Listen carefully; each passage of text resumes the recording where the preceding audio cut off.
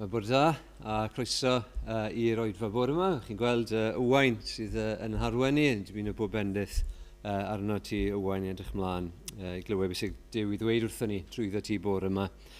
Roswch ar y diwedd i gael paned a wedyn ni'n disgwyl gwydion i arwen yr oedfa heno. Mae Meirion, chi'n cofio, wedi bod yn maes teg am gyfnod yn helpu fyna heddi i'r sil ola bydd e yn maes teg. Chi'n cofio am yr eglwys yno. Wythnos yma cwrgweddi fan hyn nos Fawrth fel arfer, ac yna mae Steddfod wrth gwrs yn dechrau dydd Sadwrn nesaf am paratoadau wedi bod mewn mlaen y sbel wrth gwrs, ond bydd y gwaith osod y babell ac os o popeth yn ei le yn digwydd rhwng dydd Mercher a dydd Gwener cyn bod y Steddfod yn dechrau dydd Sadwrn. Felly cofiwch am y gwaith yna yn eich gweddiau. Ac yna, fi heb wedi hyn y sbel, ond ni'n disgwyl emyr i arwen y ddwy oedfa sy'n nesaf stiw ei mynd a cymyn yn y bore. Credu dyna'r cyfan gynnwch ni gyflwyno yr oedfa i Dduw. Diolch i ti o Arglwydd am fore braf. Diolch bod ni yn deffro bore yma, gallu restru yr holl bethau da wyt ti'n rhoi i ni o ddydd i ddydd a beth sydd yn wir amdano ni bore yma. Diolch bod ti wedi rhoi egni a iechyd ni i ddod at yn gilydd fel hyn nawr. Diolch i ti am ein gilydd, ond ni'n diolch i ti yn fwy na hynny bod ni'n dod i gwrdd gyda ti ac i dy addoli di. Gyn ni yn gweddio nawr Arglwydd, bod ni falle ddim yn grew mawr, ni yn gwybod bod ti wedi addo bod yn y canol, lle mae dau neu dri wedi ymgynnull yn dy enw di. Ac ni yn gweddio nawr, y bydde ti yn ymbyddithio ni y bore yma, gweddio am help nawr.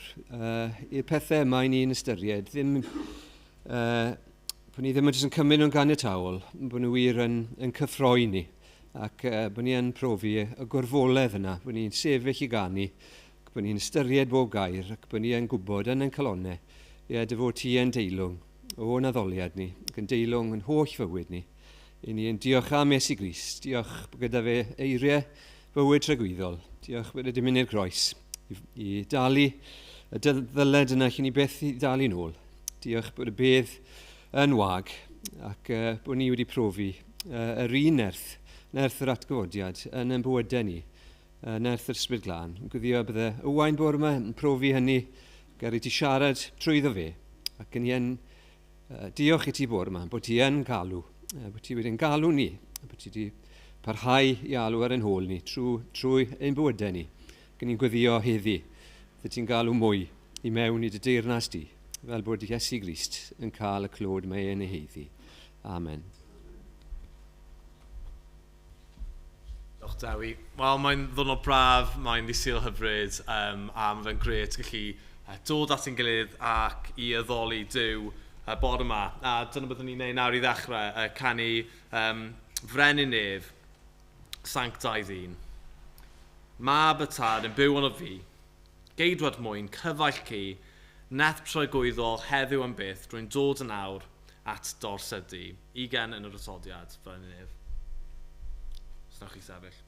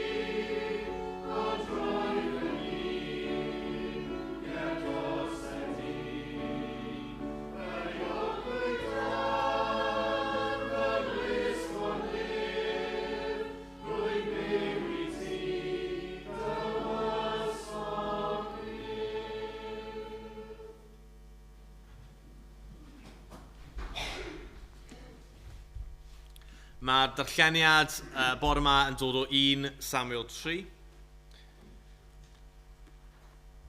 1 Samuel 3, a'r benod gyfan. Yn y dyddiau, pan oedd y bachgen Samuel yn gwasanaethu'r arglwydd ger bron Eli, yr oedd gair yr arglwydd yn bryn, a gweledigaeth yn anfynych. Un noswaith, roedd Eli yn gorwedd yn ei le, ac roedd ei lygaid wedi dechrau pylu, ac yntau methu gweld. Nid oedd lamp Duw wedi diffodd eto, ac roedd Samuel yn cysgu yn hemel yr arglwydd lle roedd arch Duw. Yna, galwodd yr arglwydd ar Samuel. Dwedodd yntau, dyma fi. Radodd at Eli a dweud, dyma fi, roeddus yn galw arnaf.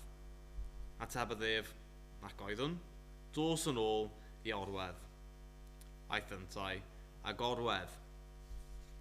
Yna, galwodd yr arglwydd eto, Samuel. Cododd Samuel a mynd at Eli a dweud, dyma fi, roeddus yn fy ngalw.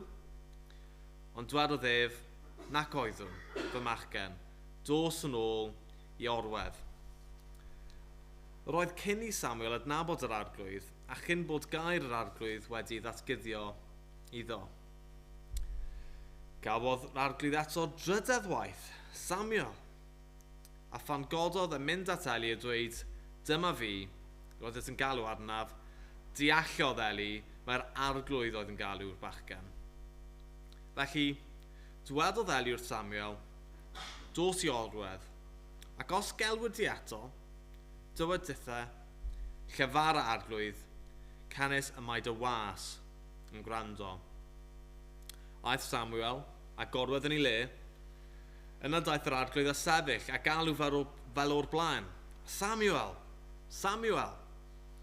A dwedodd Samuel, llyfara, canes y mae dy was yn gwrando.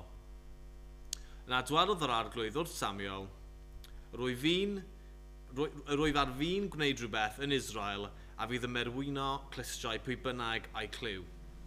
Y dydd hwnnw, dygaf ar Eli o cwbl o ddwedais am ei di, o'r dechrau i'r diwedd.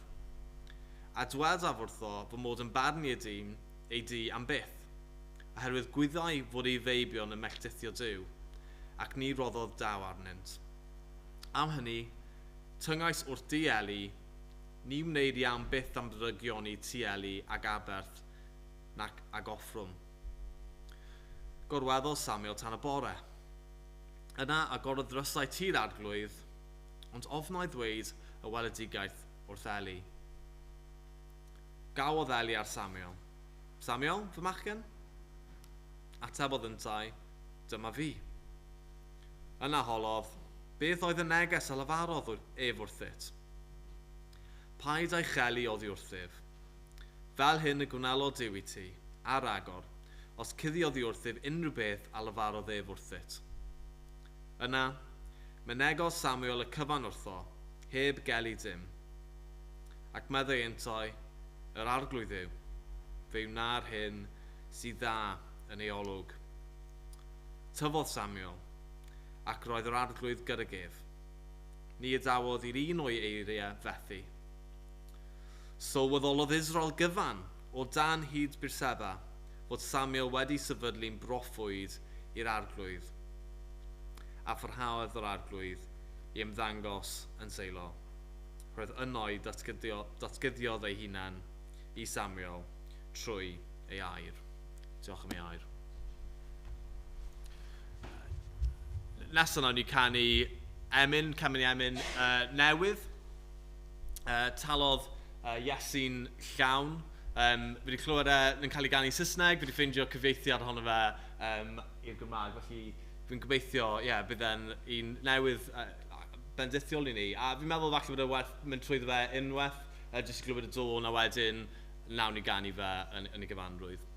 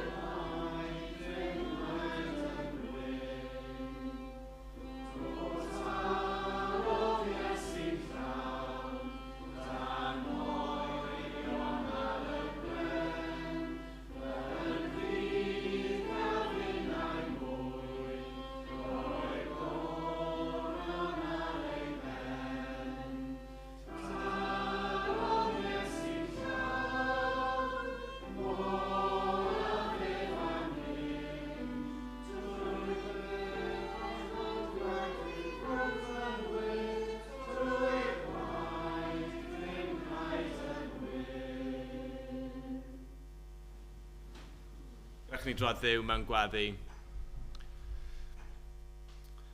Ni'n tad, ni'n diolch i ti bod ni'n gallu dod bore yma i dy addoli ti. Mor ffrwnt, bod ein pechod ni wedi neud ni'n ffrwnt, bod ni'n gallu cael ein golchi yn wyn o dad. Bod hwnna yn wir am pob un ohono ni sydd wedi cael ein galw ac wedi ymateb i'r alwad o dad. Ni'n gweddio bydde ti yn siarad gyda ni bore yma, yn bersonol. Bydde ti yn gael ni wrth ein henw ni ac yn dangos i ni rhywbeth ryfeddol, newydd amdano ti. Do'n ni ddim wedi ystyried o'r blaen, neu ddim yn cofio o'r blaen, bod ti'n mynd i ddangos rhywbeth o'r newydd amdano ti. O dad, byddwn ni wrth ddarllen y gair, wrth clywed y gair yn cael ei esbonio, yn gweld bod gyda ti rhywbeth i ddweud wrthyn ni, ac wrthyn ni yn bersonol o dad. Ond hefyd, i ni fel eglwys, yn bod ni yn dod yma i addoli gyda'n gilydd, i ddysgu mwy gyda'n gilydd, a byddwn ni yn gallu adlewyrchu ar hyn gyda'n gilydd, a tyfu gyda'n gilydd, a mwynhau dy air, a o dad ni'n diolch bod gyda ni testament newydd ac hyn testament, bod ni'n gallu mynd nôl a edrych ar y ffordd i ti wedi gweithio trwy pobl, ymwneud â phobl, a gallu gweld bod ti heddiw dal yr un peth, bod ti heddiw dal yn ymwneud â ni yn yr un ffordd o dad, bod y Beibl yn gyfanrwydd, bod ymwneud i mewn hanes yr un peth, a bod ni'n gallu gweld yn profiad un person rhywbeth am ein profiadau ni heddiw hefyd o dad. Ni'n gweddio am y rai sydd yn addoli ac yn o dan dair di ar draws ein gwlad ni, ar draws y byd o dad heddi sydd yn dod ac yn ymgynnull, rai sydd yn cwrdd bore yma sydd byth wedi clywed dy air sy'n cael ei pregethu o'r blaen. Ni'n gweddio bydde ti yn dangos iddyn nhw dy fawredd, yn dangos iddyn nhw pwy wyt ti, bydde ti'n ei galw nhw. O dad i rai sydd yn cwrdd mewn ofn, falle yn Gristnogion yn barod o dad. Gwyddio bydde ti gyda nhw, bydde ti yn ei bendithio nhw, bydde ti yn agos at nhw. Ni'n gwyddio o dad am ein byd ni sydd o dad mewn, mae gymaint o dristwch, mae gymaint o ddioddef o dad, a ni'n gwyddio bydde ti yn agos at nhw. Ni'n meddwl am y sefyllfa yn Gaza, yr Ukraine o dad. Ni'n meddwl am y sefyllfa gwleidyddol trist. Mae llefydd fel America, ble mae gymaint o gwrthdaro, mae gymaint o anghytuno o dad. A hyn oed yn y wlad yma, ni wedi gweld dros yr etholiadau diwetha a'r newid gwleidyddol sydd yn digwydd, bod pobl yn gallu anghytuno o dad. Ac eto, ein gweddi ni, bydd pobl ddim yn troi at gwleidyddion am ei gobeith nhw. Ddim yn troi at unrhyw bobl at ei gobeith nhw, ond bydden nhw'n troi at yr un sydd eisiau cyrraedd nhw, sydd eisiau galw nhw at eu hunan o dad. Bydden nhw'n troi at y ti. Bydden ni ddim yn ymddiried ym mhobl, bydden ni ymddiried yn pobl fel Eli, neu hyn o pobl fel Samuel, bod nhw'n bobl oedd wneud pethau gwych yn ei amser nhw o ran cynrychioli ti o dad, ond byddwn ni yn troi i ffynhonnell hynny gyd o dad, byddwn ni'n troi i'r brenin go iawn, yr un sydd wir yn gallu dod a gobeith, a bywyd, a pwrpas i ni y bore yma. Felly wrth i ni droi dy air, yn gyddio bydde ti'n ei newid ni, bydde ti yn ein argyhoeddi ni, a mwy na gyn bydd ysbryd i yma yn bresennol, byddwn ni'n ymwybodol o hynny, a byddwn ni yn cael y fendith o gwybod bod ni wedi bod yn rhesenoldeb ti dy hun. Yn enw dy fab, Iesu Grist. Amen. Ac yna, nawn ni ganu yn emyn nesaf ni, sef mi glywais lais yr Iesu'n dweud, a ni'n gweithio gallu chi weld yn barod ei thema ni yw alw a cael ein galw, a mae'r emyn yma yn sôn wrth gwrs am hynny. Mi glywais lais yr Iesu'n dweud, teir data fi nawr, frinderog un, cearf ymron, roi pwys dy ben i lawr. Mi ddeithym at yr Iesu ci, yn llwythog dan fy nghlwyf, gorffwysfa gefais ynddo ef, a dedwydd wyf.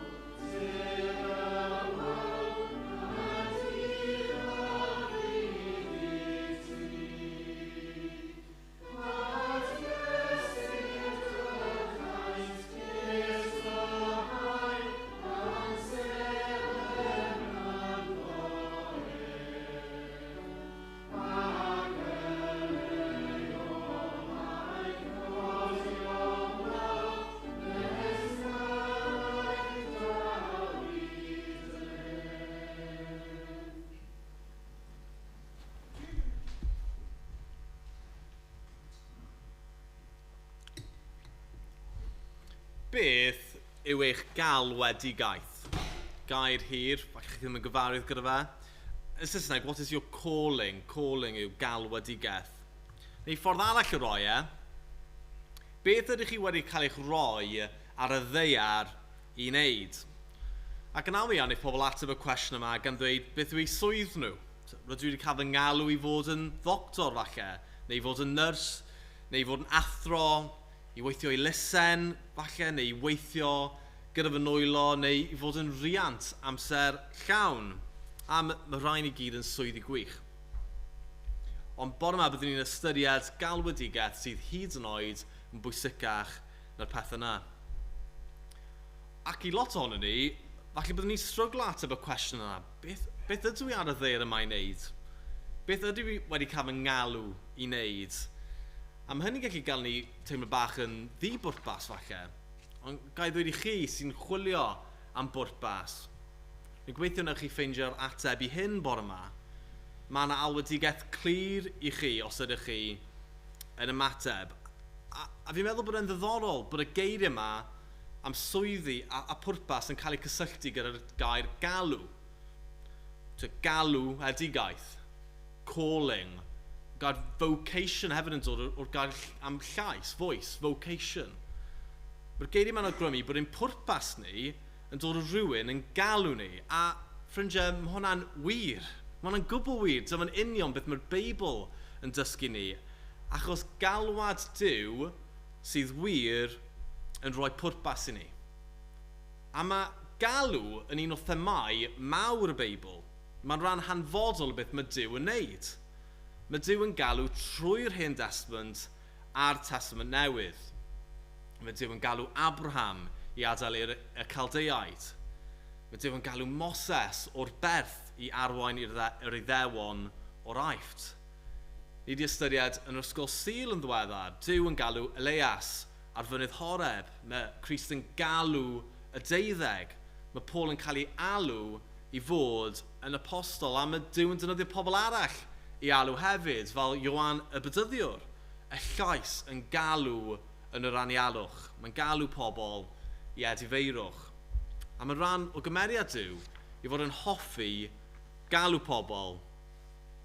Nawr, mae Duw'n hoffi galw pobl, weithiau dyw pobl ddim yn hoffi galwad Duw. Mae Jona yn dod i'n meddwl, mae fe'n y ffoi pan mae Duw yn galw i brygethu i ddinas Nineve. Ond pan mae pobl yn ymateb yn iawn i'r alwad, mae galwad Duw yn dod â bendith, a mae'n dod â ffwrpas ac ystyr i fywyd. Pan chi'n ymateb i alwad Duw, chi'n ffeindio eich galwedigaeth go iawn, y reswm pam chi ar y ddeiar yma. A pan mae Duw yn galw, mae'n galw pobl i'w ddilyn ac i roi pwrpas arbennig iddynt. A bore yma ni'n mynd i edrych ar un enghraifft yn y Beibl o Dduw yn galw rhywun. Ac yn y broses, rwy'n gobeithio na ni dod i ddeall sut mae Duw yn galw'n well a sut dylwn ni ymateb pan mae Duw yn galw yn well. Ac i roi sy'n cymryd nodiadau, mae yna 2 brif ran i'r bregaeth. Mae yna is-bwyntio hefyd, ond yn gyntaf bod yn ystyried yn alwad ac sut mae Duw yn galw ni. Ac yn ôl bod yn ystyried yr ymateb, sut mae ymateb yn dda i alwad Duw. Felly'n gyntaf, yr alwad. A ni dysgu 4 peth am sut mae Duw yn galw ni o 1 Samuel 3. Mae Duw yn galw ni yn bersonol, yn aweneddgar, mae'n galw ni yn berthynas, ac mae'n galw rai anisgwyl, mae'n galw yr anisgwyl. Felly peth cyntaf ni dysgu am alwad Duw yn y darn yma yw i fod yn galw pobl yn bersonol. Nawr, o gofyn chi ddim yn cofio'r stori, na roi bach o gyd-destun. Oedd gan tad Samuel Elcana 2 wraig o'r enw Hana a Phenina. Nawr, roedd Phenina wedi gallu cael plant yn digon hawdd, ond am amser hir, roedd Hana methu cael plant, sef mam Samuel. Ac roedd Phenina'n bod yn gas i Hana am hyn ac wneud hwyl am ei phennu, ac yma Hana yn gwddio ar yr arglwydd, mae'n tyngu lliw, a mae'n dweud, os yw'n cael plentyn, i bod hi'n addor o'r plentyn hynny i wasanaethu'r arglwydd. A dyna sy'n digwydd. Mae Duw yn ateb y weddi, a mae Hana yn rhoi genedigaeth i Samuel, ac mae'n rhoi'r Samuel yn blentyn ifanc iawn, o dan ofal Eli yr offeiriad i wasanaethu ac i fyw yn y deml, sef ar pryd y tabernacl, ble oedd arch y cyfamod, ble oedd y ddoliad Duw yn digwydd. Ac yn 1 Samuel 3, dyma ble dyn ni bore yma, ni'n ffeindio Samuel dal yn fachgen a mae'n cysgu yn y deml. Ac yna mae'n clywed llais yn gael i'w enw, Samuel. Ac yn mynd mae Duw yn gael i'w enw sawl gwaith, os ni'n edrych yn adnod 6 a 8 a 2 yn adnod 10, Samuel. Samuel. Mae Duw yn galw Samuel wrth i enw chi. Nawr fi eisiau chi ddychmygu, a bydd yn rhaid i chi ddychmygu, bod Taylor Swift yn dod mewn i'r capel bore yma. Mae'n newydd neu gig yng Nghaerdydd. Mae'n dod mewn i'r capel yma, a mae'n cedd mewn, a mae'n galw, Gwenan, neu Mirain os ydi yma. A mae'n adnabod chi. Waw. Bydd fi'n gwybod, bydd yn merched wrth ei bod, siwr wrth ei bod yn meddwl amdano fe. Fi'n gwybod mae'n y Taylor Swift fans, falle bydd ddim yn fod yn dweud bod nhw'n fans, bydd hefyd yn eitha hoffi'r syniad o Taylor Swift yn adnabod i'ch enw chi. Neu i'r boys sydd yn hoffi pêl-droed, dychmygu bod Messi neu Ronaldo neu Gareth Bale yn dod ac yn galw chi, Bedwyr, Dyfan, Cai. Pa mor gret byddo hwnna. A fi ddim yn siŵr os yw'n arwr i Emyr, ond mae'n hoffi sôn am Star Wars, a fi'n siŵr bod ta'n cwrdd â Mark Hamill o di chwarae Luke Skywalker yn Star Wars, a mae'n dweud Emyr James. Fi'n nabod ti, fi'n siŵr bydde fe wrth i bod, bod e'n oedolyn. A pan mae rhywun pwysig yn galw enw chi, mae'n neud i chi deimlo'n pwysig, yn dweud. Ac yn y dan yma, mae Duw yn galw Samuel. Chi di meddwl am pa mor ryfeddol yw hwnna? Bod arglwydd y lluoedd, criawdwr popeth, brenin y bydysawd yn penderfynu dod i le penodol, mewn amser penodol, i alw person penodol. Pa mor lwcus yw Samuel. Ond y neges gwysig gen i bore yma yw bod Duw yn galw chi yr un fath heddiw. Os ydych chi'n Gristio'n bore yma, mae Duw wedi galw chi wrth eich enw chi. A rydych chi wedi ymateb. Gwydion, Catrin, Amanda, Lois. Mae wedi galw chi wrth eich enw chi. Ac os nad ydych chi'n Gristion, mae Duw wedi bod yn galw chi wrth eich enw chi hefyd. Nawr, falle bod chi fel Samuel ar y dechrau. Falle chi ddim wedi sylweddoli hyn ar y pryd. Does Samuel ddim wedi sylweddoli yn syth bin ta Duw oedd yn galw e. Ond pob di Sul, pob tro mae'r Beibl wedi cael ei agor o'ch blaen chi, mae Duw wedi bod yn galw chi. A mae wedi bod yn galw chi wrth eich enw chi. A gael ddweud gyda hyder, mae Duw yn galw chi bore yma wrth eich enw chi i'w ddilyn. Mae Duw wedi galw pob un yma yn bersonol wrth ein enw ni. Ond y gwahaniaeth yw, dyw pawb ddim wedi ymateb. Os mae rhywun yn anghofio'ch enw chi, chi'n nabod y person, mae rhywun yn anghofio'ch enw chi, mae'n teimlad rubbish, yn dywa. Yn cael enw chi'n anghywir, fi'n cael hwnna Owen neu Osian neu rhywbeth fel yna. Nid ych chi teimlo eitha fflat, yn dywa. Nid thingy bob ydyn ni i Dduw. Nid rhyw serial number, rhyw rif, person, biliwn, 132. Na, ni'n bobl, mae'n nabod ni. Mae'n galw ni yn bersonol wrth ein henw ni. Ond mi eisiau mynd yn ddyfnach na hyn. Achos mae Duw hefyd yn galw ni yn bersonol mewn ystyr arall. Achos mae Duw yn galw ni mewn ffyrdd ni'n gallu deall fel pobl. Mae'n ymwneud â ni ar ein lefel ni. A fi'n meddwl ni'n gweld hyn mewn sawl ffordd yn y darn yma, yn y ffordd mae Duw yn siarad gyda Samuel. Mae Duw yn defnyddio llais a iaith a geiriau i gyfathrebu gyda Samuel. Ac ydych chi erioed wedi meddwl pan mor anhygoel yw bod y Duw anweledig, sydd ddim gyda ceg, sy'n ysbryd, sydd ddim yn cig a gwaed fel ni, sydd ym mhob man sydd tu hwnt i unrhyw ddisgrifiad, bod y Duw yma yn siarad. Ac yn siarad mewn geiriau a mewn llais mae pobl yn gallu deall. A nid yn unig mae Samuel yn gallu deall geiriau Duw, ond mae Duw yn siarad mewn ffordd sydd mor bersonol sydd mor agos i fel mae person yn siarad, fel bod yn cymysgu'r llais yma gyda llais Eli. Nawr, fi ddim eisiau mynd tu hwnt i be mae'r darn yn dweud, ond fel ti edrych fi, os ydw i'n meddwl am Duw yn siarad yn y Beibl, mae'n dychmygu llais fawr, dofwn, leisio a torannau, a weithiau mae hwnna'n digwydd yn y Beibl fi'n credu. Mae'n enghreifftiau ble mae Duw falle siarad yn fawr fel yna. Ond yma, fi'n credu bod Duw yn galw Samuel fel bod y person arferol yn galw. Achos oedd Eli, mae'n eistedd fel tad i Samuel ar y pwynt yma. Fe oedd ei warchodwr e, fe oedd in loco parentis.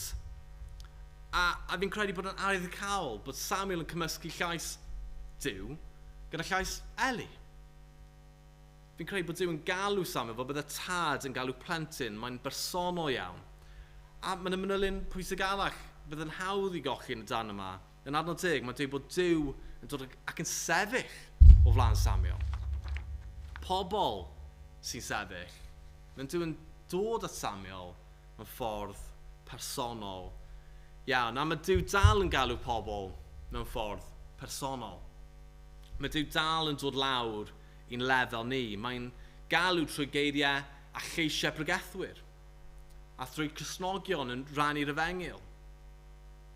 Mae'n galw trwy geiriau'r Beibl. Llyfr gyda llythrennau.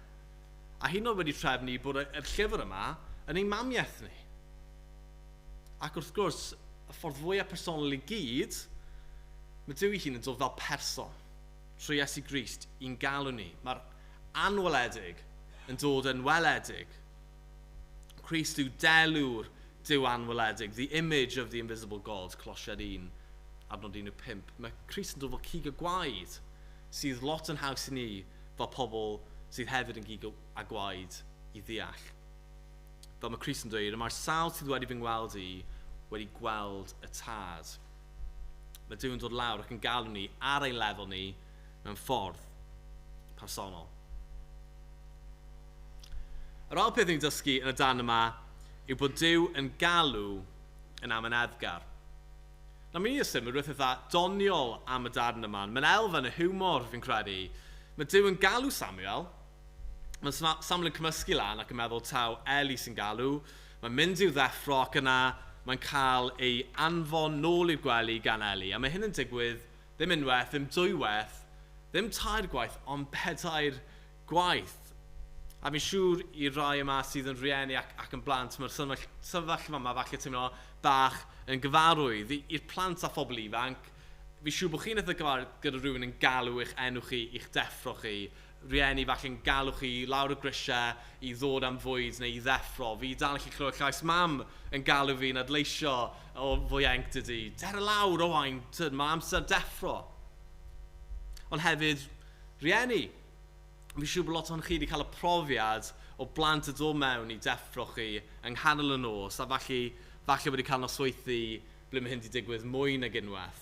Mae sawl gwaith mewn noson. A mae ymynedd Eli fan hyn yn syni fi bod y fodl yn gael ei hyn ddigwydd 4 gwaith a tro olaf yn rhoi cyngor sy'n hwyrol iawn.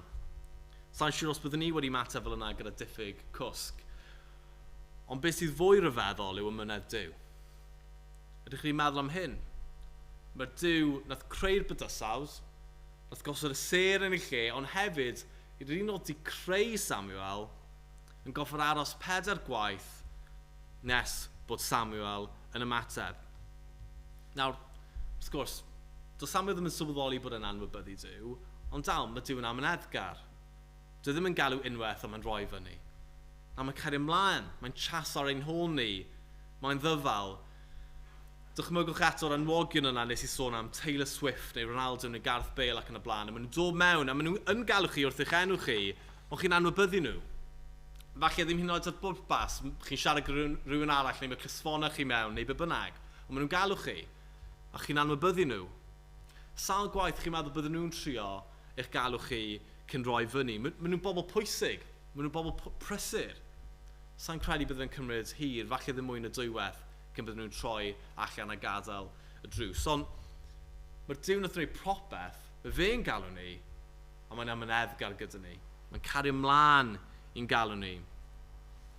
A mae wedi bod yn amyneddgar gyda pob un ohono ni yn yr ystafell yma heddiw. Faint ohonyn ni sy'n Gristnogion sy'n gallu dweud bod ni wedi ymateb i alwad Duw y tro cyntaf? Faint ohonyn ni nath ymateb i newyddion da y tro cyntaf i ni'n glywed, a dod yn ddilynwyr yn syth? Falle bod rai, ond i ran fwyaf ohonyn ni, roedd rhaid i Duw yn galw ni sawl gwaith. Roedd rhaid darllen y Beibl sawl gwaith, roedd rhaid clywed sawl pregeth, gweddio sawl gwaith. A falle do'n i ddim yn deall bod ni'n anwybyddu Duw, ond dyna o'n i'n neud. Ac o rai ohonyn ni sydd ddim yn dilyn Iesu bore yma, a falle bod chi fel Samuel. A falle bod chi wedi clywed llais Duw yn galw chi a jyst wedi meddwl, na, just llais Emyr oedd hwnna. Just Emyr yn galw fi oedd hwnna o'r pulpit, nid Duw. Na, Gwydion sy'n galw fi fan hyn, ddim Duw. A chi wedi anwybyddu. A chi wedi cario ymlaen gyda'ch bywyd chi. Falle bod chi ddim wedi sylweddoli, mae Duw wedi bod yn galw chi wrth eich henw sawl gwaith, a dydych chi ddim wedi ymateb. Ond diolch byth, mae Duw yn amyneddgar. Mae'n cario ymlaen i'n galw ni. Sy'n golygu hyd yn oed os ni wedi anwybyddu'r galwad yna 1000 o weithiau, miliwn o weithiau, heddiw mae dal modd ymateb. Chi'n gallu ymateb heddiw. Ond heddiw yw'r dydd i ymateb, rwy'n gofyn does dim cyfle eto. Y trydydd peth ni'n dysgu malwad Duw yn y darn yma yw bod Duw yn galw ni i berthynas. Mae eisiau perthynas gyda ni. Doedd Duw ddim eisiau just siarad gyda Samuel unwaith, a wedyn dyna fe. Na, dyma dechrau y berthynas. A mae Duw yn cario ymlaen i siarad gyda Samuel. Ni'n gweld hyn yn adnod 19, tyfodd Samuel, ac roedd yr arglwydd gyda gef, a ni dawodd i'r un o'i eiriau fethu, ac yn adnod 21, a pharhaodd yr arglwydd i ymddangos yn seilo, herwydd yno i datguddiodd ei hunan i Samuel trwy ei air. Oedd Samuel, ers yn fachgen ifanc, wedi bod yn byw yn y deml.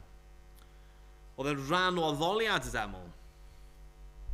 Ond hwnna ddim yr un peth a chael perthynas gyda Duw, achos mae modd byw yn y deml, bod yn y deml, hyd yn oed cysgu yn y deml, a ddim bod â perthynas gyda Duw. Ond nawr mae rhywbeth wedi newid. Ar ôl ymateb i alwad Duw, mae gan Samuel perthynas go iawn gyda Duw. Ac oedd mae nifer yma wedi bod yn byw yn y deml. Be dwi'n golygu gyda hwnna? Mae nifer ohonyn ni wedi bod o gwmpas Cristnogion a wedi bod yn mynd i'r capel am sbel. A nifer ohonyn ni, fel fi, ers yn blant. A fi mae'n rybyddio chi gyd, ond yn wedig y bobl ifanc bore yma, dwi'n tyfu lan yn y capel, dwi'n just bod yma ddim yn ddigon. Dwi'n gwybod y holl ffeithiau a bod yn rhan o'r addoliad ddim yn ddigon. Dwi'n gwneud pethau Cristnogol ddim yn un peth a chael perthynas gyda Duw. Yn yr un ffordd, mae mynd i'r gym ddim yn neud chi o reidrwydd yn athletwr, ac allai ddweud hynny, o brofiad. Dwi'n mynd i'r sbyty ddim yn neud chi yn ddoctor. Fi wedi clywed Emyr fi'n weithiau yn dweud, dwi'n mynd i McDonald's ddim yn neud chi yn burger. Yn yr un ffordd, dwi'n bod yn blentyn y capel ddim yn gwneud chi yn blentyn i Dduw. Na, mae'n rhaid cael perthynas go iawn gyda Duw, ond y newyddion da yw, fel yn achos Samuel, mae Duw yn gwahodd ni i berthynas. Mae jyst rhaid i ni ymateb. A na Samuel ymateb i'r alwad, a mae perthynas gyda Duw yn dilyn. Ond cofiwch, oedd Meibion Eli yn byw yn y deml hefyd. Oedd Meibion Eli wedi clywed popeth clywed Samuel, ac ymhyrach o'n nhw'n oedolion, ac wedyn ei bod yn rhan o ddoliad y deml ers yn ifanc. Ond fan ni'n gweld yn y dan, dydy Duw ddim gyda perthynas yn nhw. A maen nhw'n gwynebu barn. Dydy Duw ddim eisiau perthynas arwynebol, perthynas superficial gyda ni. Na, mae Duw eisiau perthynas go iawn. A dyna mae'n galw nhw i gael. A'r peth olon eisiau rannu am alwad Duw yw bod Duw yn galw yr anesgwyl. Nawr fel mae'n hawdd edrych ar bywyd a gweddill hanes Samuel a edrych arno fe a dweud, waw, o Samuel yn broffwy pwysig iawn a nath Duw dynyddio fe i wneud pob math o bethau mawr. Ond ar y pwynt yma, pan mae'n cael ei alw yn 1 Samuel 3, fi'n meddwl bod Samuel yn berson annisgwyl i alw. I ddechrau, roedd yn dod o sefyllfa teuluoedd oedd y cymleth a thrist. Roedd gan ei dadau sawl graig a roedd yna cystadlu yma rhwng hanner ffynna yn gas ac yn gymleth. Ond hefyd, mae braidd yn ei ddisgwyl bod Duw yn galw Samuel tra bod e mor ifanc. O bawb, mae'n gofyn i blentyn i rannu'r newyddion gyda Eli o'r offeiriad sydd bellach yn hyn. A mae hyn yn rhywbeth ni'n gweld trwy'r Beibl. Mae Duw yn galw pobl annisgwyl i fod yn weision iddo. Mae'n galw pobl annisgwyl i gyflawni i bwrpasau. Moses y llofrydd. Dafydd y godyn ebwr. Paul oedd yn erlyd Cristnogion. Pysgotwyr dinod yn troi fod yn apostolion. Ac wrth gwrs mae Crist yn galw plant i ddod ato fe, yn dydy e? Mae Dyw'n hoffi galw pobl bydde pobl eraill yn anwybyddu a meddwl bydde ddim yn briodol. Nawr, falle bod chi ddim yn teimlo'n bwysig iawn. Neu falle bod yna rhywbeth amdano ti sy'n neud i ti feddwl bod ti'n methu ymateb i alwad Duw. Falle dy gefndir, neu dy oedran, neu rhyw bechod, neu unrhyw beth. Ond dydy Duw ddim wedi gwneud camgymeriad yn galw chi. Mae Duw eisiau galw ti ato fe. Mae croeso i bawb. Felly ni wedi trwy lot amser yn ystyried sut mae Duw yn galw ni, a mae'n galw ni'n bersonol ac yn amyneddgar, ac i berthynas, ac yn galw rai annisgwyl. Ond gallai ddim gorffen heb ystyried yr ymateb. Sut dylwn ni ymateb i alwad Duw? Wel, sa'n credu bod lot o atebion gwell gallech chi roi nag ymateb Samuel. Llefara, canes mai dy was yn gwrando, arno 10. A wrth gwrs, cyngor Eli oedd i ddweud y geiriau yma, ond hwnna ddim yn tambrysio beth mae Samuel yn dweud. Heb y cyngor Cristnogion eraill, mae fe'n anodd i'r nabod gawod Duw, a mae'n anodd gwybod sut i ymateb. Yr enghraifft heb weinidogaeth Wncl Gwyn neu Wncl Gwydion ac aelodau arall y capel, byddwn ni ddim wedi gwybod sut i ymateb pan oedd Duw galw fi. Ond beth sy'n bwysig yw bod Samuel yn credu'r geiriau yma yn ei ddweud. Samuel ei hun sy'n dweud llefara, canis mai dy was yn gwrando. Mae Samuel yn agor i glystiau. Mae'n ymostwng a mae'n barod i wasanaethu. A fe'n credu y gair allweddol yma yw gwas. Mae Samuel yn galw ei hunan yn was, achos pan mae Duw yn galw, mae gwasanaeth fel arfer yn dilyn. Mae Duw yn galw ni i wasanaethu. Falle bod Duw wedi dy alw i ddod yn Gristion. Ond mae hynny yn mynd i olygu gwasanaethu. Mae hynny'n mynd i olygu bod yn ddisgybl i Iesu a roi ef cyn pob dim arall. Rydyn ni'n credu'n offeiriadaeth, yr holl saint bod pob Cristion yn weision pwysig i Dduw. Dydy bywyd Samuel fel gwas ddim yn eithriad, dyna'r reol. Dyna beth yw e i fod yn ddilynwr i Dduw. A mae angen i bob person sy'n ymateb i alwad Duw i fod yn was. Ond efallai ar ben hyn, chi wedi cael eich galw, neu'n teimlo'n Duw yn galw chi i ryw bwrpas penodol. Falle chi wedi cael eich galw i fynd i'r weinidogaeth, neu fynd i'r gynhadaeth, neu i wneud rhyw swydd penodol am hynny'n wych. Ond mae hyn hefyd yn mynd i olygu gwasanaethu. Byddwch chi yn was i Dduw yn ei bwrpasau fel oedd Samuel. A nawr falle dyw bod yn was ddim yn impelio i chi. Falle bod ymateb i alwad Duw wedi swnio yn y pelgard tan i mi ddweud ta'r ymateb cywir yw i wasanaethu. Ac mae gwasanaethu'n gallu bod yn galed, a mae gwasanaethu Duw yn gallu bod yn galed.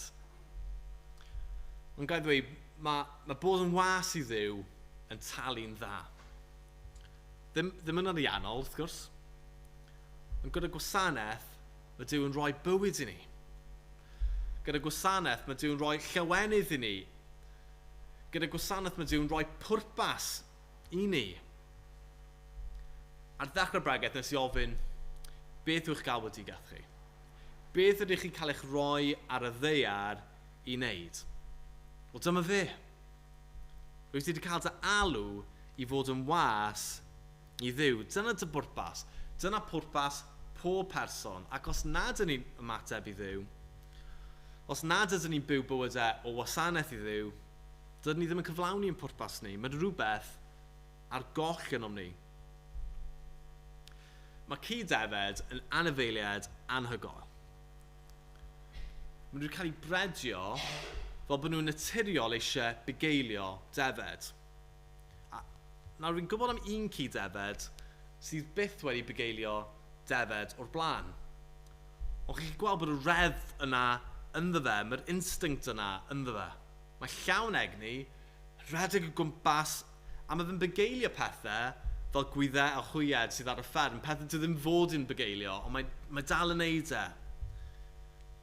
A bydd y roi'r cyd-defed yma i waith, i fugeilio'r defed yma, bydd e ddim yn byth creulon. Dyna beth mae fod wneud. Os unrhyw beth, bydd e'n peth credig i wneud. Mae gwasanaethu yn rhan o'i natur. Ac os nad ydyn ni'n gwasanaethu Duw, rydyn ni fel cyd-defed heb defed. Mae gwasanaethu Duw yn reddfol i bob person. A pan ni'n gwasanaethu Duw, ni'n ffeindio'n pwrpas ni. Rydyn ni'n neud yr hyn, rydyn ni wedi cael ein creu i wneud. A felly, pan mae Duw yn galw ni, gadewch i ni gyd ymateb gyda Samuel, llyfara, canis, mae dy was yn gwrando. Clod yw enw. Amen. Gadewch i ni droi at ein eminol ni. A fi'n gobeithio newch chi weld pan fi wedi dewis yr un yma. Dim ond un emin o'n i'n teimlo bydd yn briodol i ganu ar ôl y neges yna. Mi glywad dyned lais, yn galw arna fi, i ddod a golchi meiau gyd, yn afon Calvary. Arglwydd, dyma fi, a dy alwadu. Golch fi'n furlan yn y gwaed a gaid ar Galfari.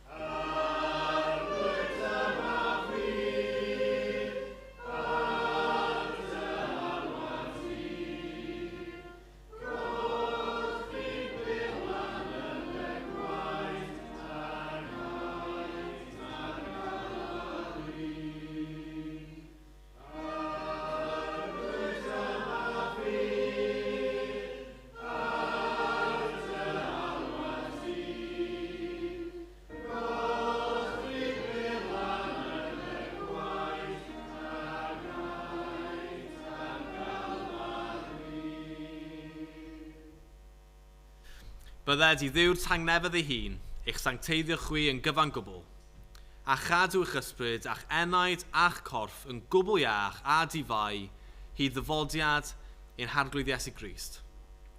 Y mae'r hwn sy'n eich galw yn ffyddlon ac fe gyflawna ef hyn. Amen.